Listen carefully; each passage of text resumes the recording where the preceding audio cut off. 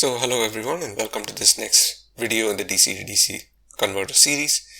And in this video I'm going to get started with the simulation of a transformer. So in the previous video I had talked about the need for a transformer or need for isolation in DC to DC converters and how a very large duty ratio is impractical in boost converters or many other type of converters when you want to step up or step down the turns, or rather you want to step up or step down the output voltage with respect to the input voltage. So there is typically a limit to how much you can step up or step down, and that limit is usually a ratio of around 2 or 3. Beyond that, it becomes impractical to have a step up or step down boost converter or buck converter. So before I start this video, as usual, a little bit of background that if you are interested in these kind of videos, of education videos, but you want something a little more comprehensive, I do have an entire online course on the MOOC website Udemy.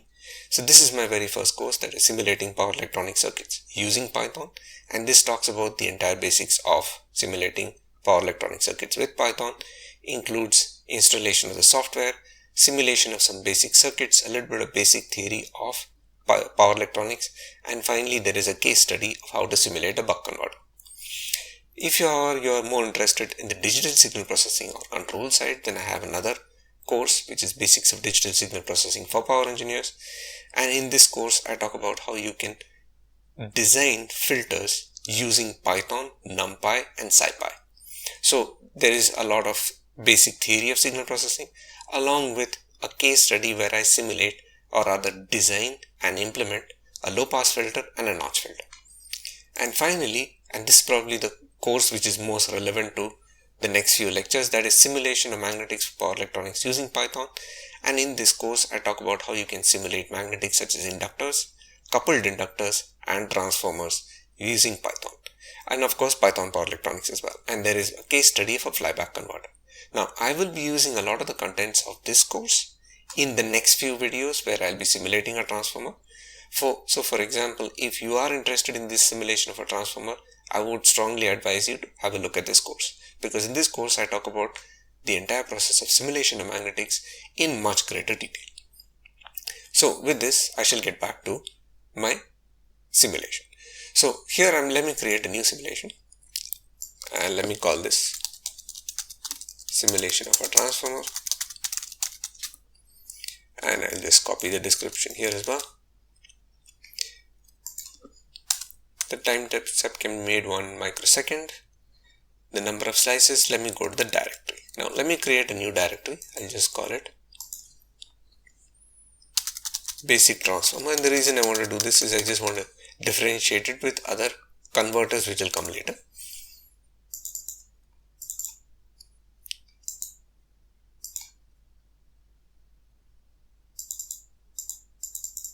And let me just paste it.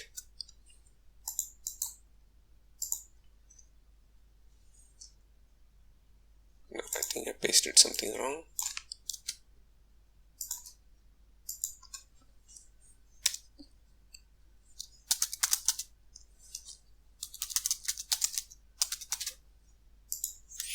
So this is the directory, and if it has saved successfully, it should be done, and we'll see a test file.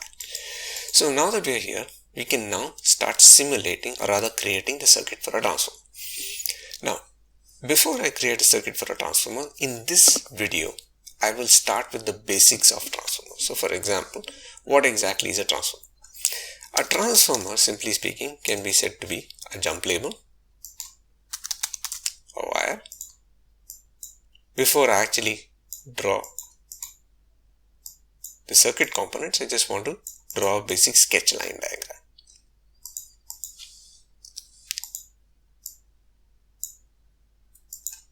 And let me call this DEM2. I'll rename this very soon. And here let me put the transformer. So let me put this transformer 1, or rather transformer winding 1. So this is the first winding of the transformer. Now we can do the same for here as well. So let me just quickly stretch this.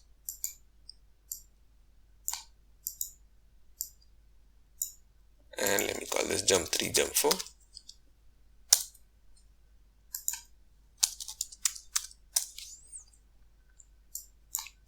here I will call this. So here we have a two winding transformer. A two winding transformer where the first winding is fed by some energy source, would be a voltage, and the second winding could be fed by another voltage source or could be supplying a load, or it could be vice versa as well. So the winding 1 could be supplying a load, winding 2 can be supplied by a voltage source. It doesn't matter. That's typically how a transformer works. Now, there are several possibilities. It could be that there is no difference in the voltage of these two windings, so they are rated exactly the same, in which case the only purpose of this winding is isolation, is to electrically isolate these two parts of the circuit, and there are reasons why you would want to do that. The most common application is either stepping up the voltage, that is winding 2 has a voltage rating which is greater than winding 1, or stepping down the voltage, in which case winding 2 has a voltage rating which is lower than winding 1, right? So in this case, let us consider the simplest case of a simple isolation transformer. Now that we are here, let's jump over to the editor and start writing some equations. Not necessarily. Let's jump over to the basic transformer and create a new file. And let me call this transformer model. So before we actually start writing equations, I would like to describe the concept of what is a transformer. So let us suppose, right, that V1, let me actually put a comment, V1 is the voltage to the primary.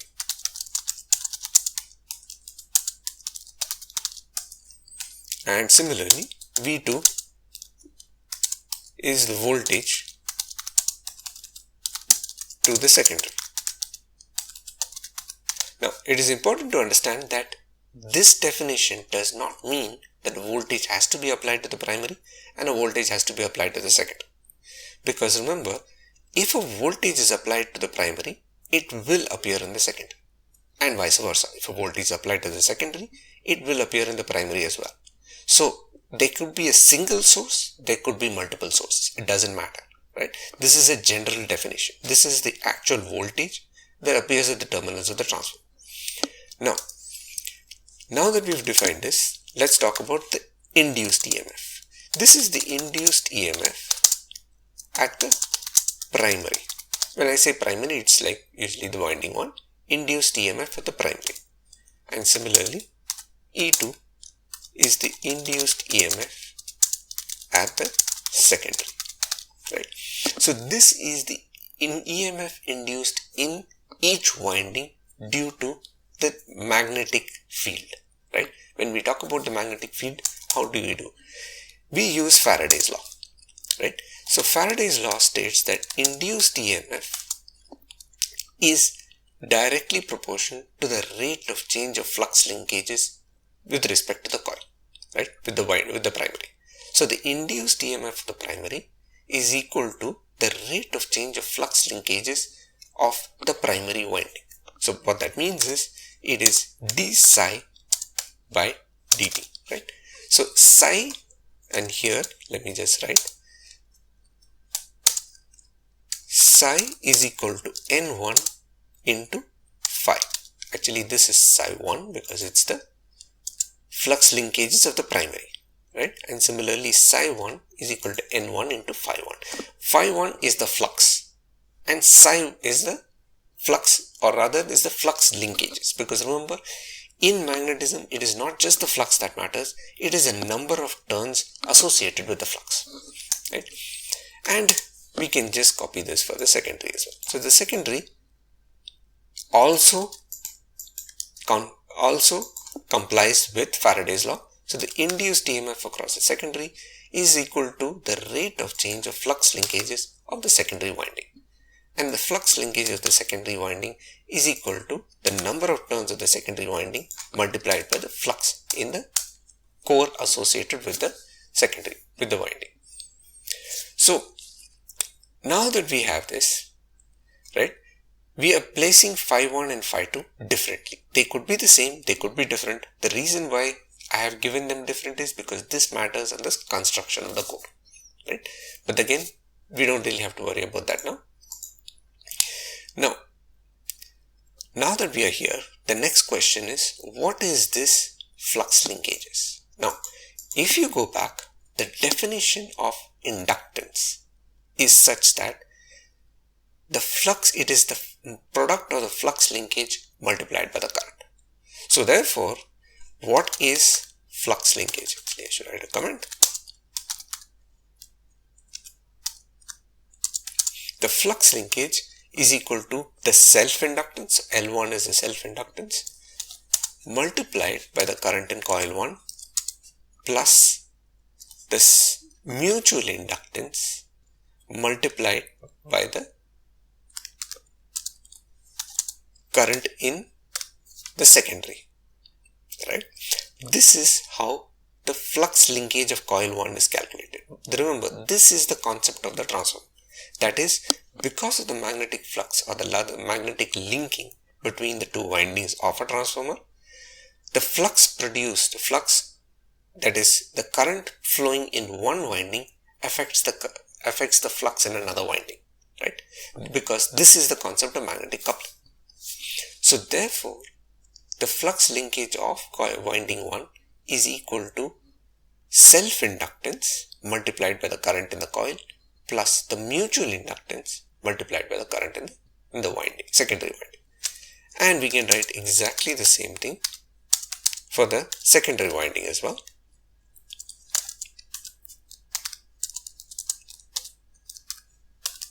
Here we can write M21 because this is the mutual inductance of coil 2 due to coil 1, whereas here this is the mutual inductance of coil 1 due to coil 2. Right? So these are the two flux densities. Now that we have the two flux densities, you will see that now with this our equations are complete. The only thing we need is how is the voltage related to the induced EMF. The voltage is induced to the induced EMF by the very simple law of the drop in the magnetic field, or rather the drop, or is it the ohmic drop. That's it. So V1 is equal to E1 minus I1 multiplied by R1, right? And similarly V2 is equal to E2 minus I2 into R2, right? So here I'll just put R1, R2 is the winding resistances. That's it. So this is how the induced EMF is related to the voltage, right? So with this in mind, it's pretty obvious what we need to do. How we model a transformer is as a controllable voltage source in series with a resistance, a controlled resistance. The reason why we need to do that is that this transformer produces a voltage that eventually has to produce a current. That's all that matters, right? This eventually has to produce a current, and in order to be able to produce a current that is regulated, it has to be a controlled voltage source in series with a variable resistance, right? Now the variable resistance is something I'll talk about also very soon, but this is the basic concept. Now, in order to be able to perform these calculations, we also need to measure the voltage that appears across the winding. Therefore, we need a voltmeter as well. So, let me just jump back to my circuit. The way this would work is, I would delete this. Let me put this back in. And I would put a controlled voltage, controlled voltage source. I will call this V primary, or let's say V winding 1, transformer 1. Let me be a little more explicit. And let me delete this as well.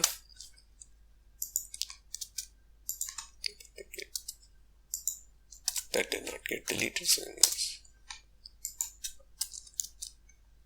and let me just change the name to winding 2 transformer 1. Right? And these kind of namings are usually beneficial because when you want to expand your simulation and you want to add more transformers, you don't have to go about renaming each and every component because the names are unique. Right?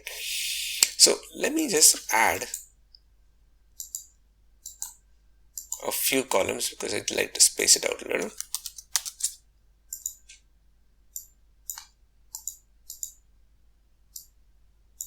Okay.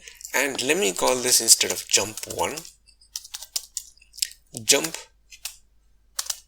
winding 1 terminal 1.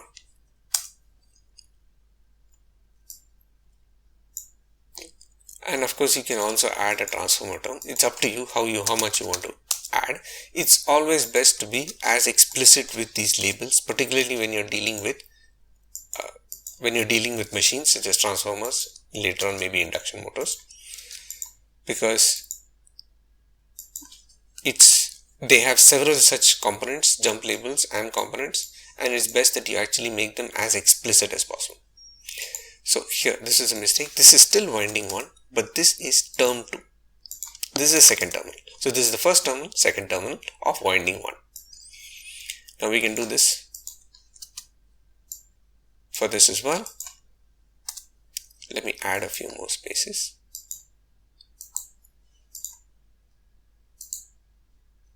That's enough.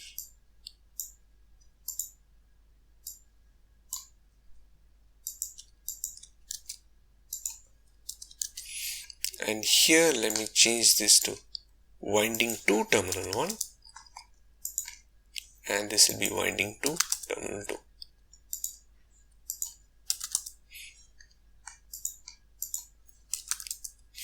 Right. So with this, we now have to add a variable resistor.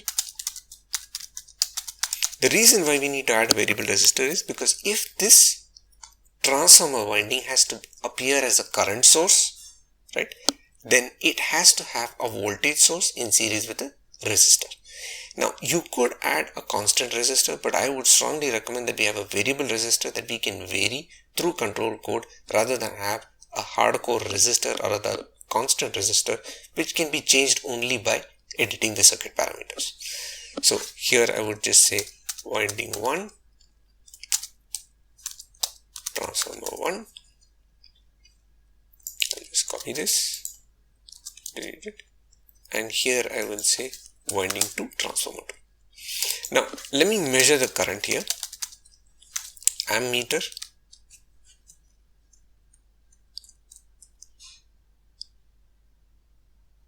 what is it, winding 1 transformer 1.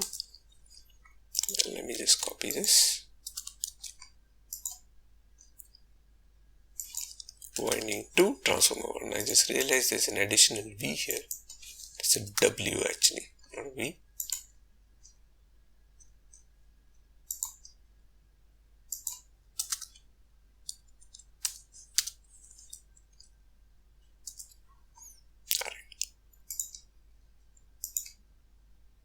These names don't really matter much, but it's best that you sort of sort it out right in the beginning. Alright, so with this, we are done with the controllable voltage source, right? What we need now is a measurement of a voltage. Okay, so let me just delete this and let me place it just next to this.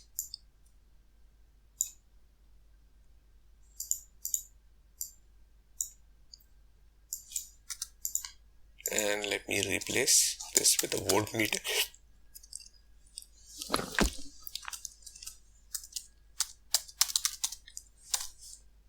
Voltmeter, and I will just call it winding 1 transformer 1. And let me put this here.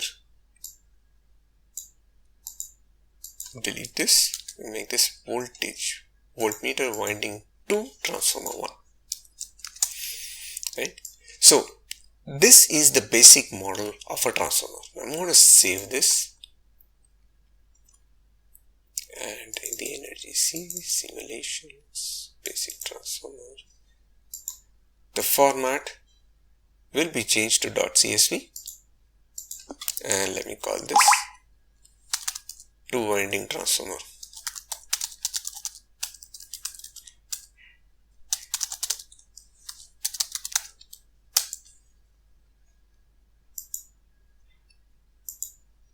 Right.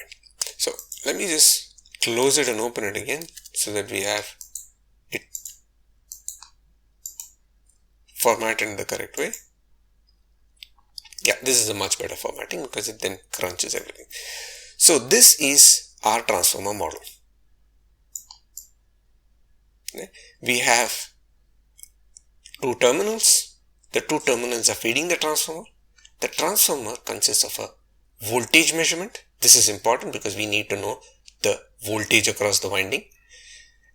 And the actual transformer consists of a controllable voltage source, which is comprised of an ammeter, a control voltage source, and a variable resistor. And this is the case for every winding. So we have two windings, but realistically we could have as many windings as we want, and each winding will have this structure, right? Now, there will be, later I'll talk about, there can be additionally another resistor here, which is a loss component resistor. If you want to emulate the losses in your transformer, that is the winding loss or the magnetic loss, because those losses can be represented as a simple resistor in parallel with your winding, right? So with this, I am going to end this lecture because this lecture has already gotten a bit too long. In the next lecture, we will start coding this and actually simulating the transformer, right? So as before, if you are interested in this, I would strongly say that have a look at this course, Simulation of Magnetics for Power Electronics using Python, because I deal with transformers in much greater depth in this course. However, in this case, I'll be talking about the basics of simulation of a transformer and later on using these simulations for our actual converters, right? So as before, if you have any doubts, post in the comments or message me on social media or send me an email, whichever is your preference. Otherwise, I will see you next week in the next lecture where we will continue with this and hopefully be able to simulate a basic transformer. It may not be over even next week. It may take another week because there is quite a bit of coding to be done, but we will get there eventually. So thank you so much for listening and goodbye for now. See you soon.